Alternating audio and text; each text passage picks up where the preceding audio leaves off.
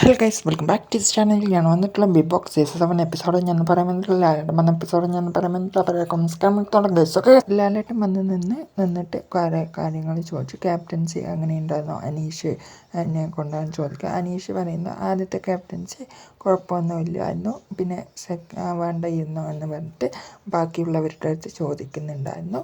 എല്ലാവരും കുഴപ്പമൊന്നുമില്ല, സൂപ്പറായിരുന്നു എന്നാണ് പറയുന്നത്. പിന്നെ അടുത്തതായിട്ട് ചോദിച്ചിട്ടുള്ളത് നെവിനും ഈ ഒരു അനുമോളും പ്രശ്നമാണ് ചോദിക്കുന്നത്. ഈ ഒരു നെവിനാണെങ്കിലോ ഈ ഒരു ബൊമ്മ എടുത്തു വെച്ചിട്ടുണ്ടായിരുന്നു അനുമോളിൻ്റെ, അത് എന്തുകൊണ്ടാണ് എന്നുള്ളത് നെവിൻ്റെ അടുത്ത് ചോദിക്കുന്നുണ്ട്. നെവിനാണെങ്കിലോ കറക്റ്റായിട്ടുള്ള ആൻസറുകൾ കൊടുക്കുന്നുണ്ട്.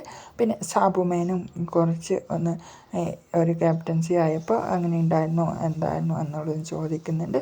കുഴപ്പമൊന്നുമില്ല ലാലേട്ടൻ, ഞാൻ ഇടപെടാൻ അത്രയും ഇടപെട്ടിട്ടുണ്ട് എന്നൊക്കെയാണ് പറയുന്നത്. ഫ്രാങ്കിനെ കുറിച്ചും ലാലേട്ടൻ ചോദിക്കുന്നുണ്ട്. ഷാനവാസ് ഒരുക്കി വെച്ച ആദിലേൻ്റെ അടുത്തും നൂറിൻ്റെ അടുത്തും പിന്നെ അക്ബറിൻ്റെ അടുത്തും എല്ലാവരുടെ അടുത്തും ചോദിച്ചു പോകുന്നുണ്ട്. അങ്ങനെ പിന്നെ നടന്നിട്ടുള്ളത് എലിമിനേഷനാണ്. എലിമിനേഷനിൽ ഒരു മാരുതീൻ്റെ 2 കാറുകൾ വരും. അതിൽ 2 അക്ബറും ഈ ഒരു ലക്ഷ്മിയും കയറുക എന്നാണ് പറഞ്ഞിട്ടുള്ളത്. ലക്ഷ്മി അങ്ങനെ പുറത്തേക്ക് പോയിരിക്കുകയാണ്, അക്ബർ തിരിച്ച് വന്നിരിക്കുകയാണ്.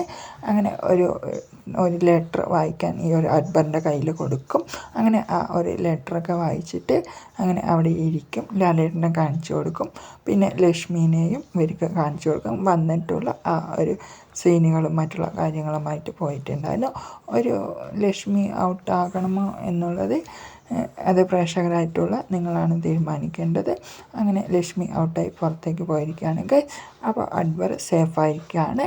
അപ്പോൾ ഇത്രയേ ഉള്ളൂ ഗൈസ്. അപ്പോൾ ലാലേട്ടൻ ഇനി വരാൻ പോകുന്ന ടാസ്കുകൾ കൂടുതൽ ആണ് എന്നാണ് പറഞ്ഞു പോയിട്ടുള്ളത്.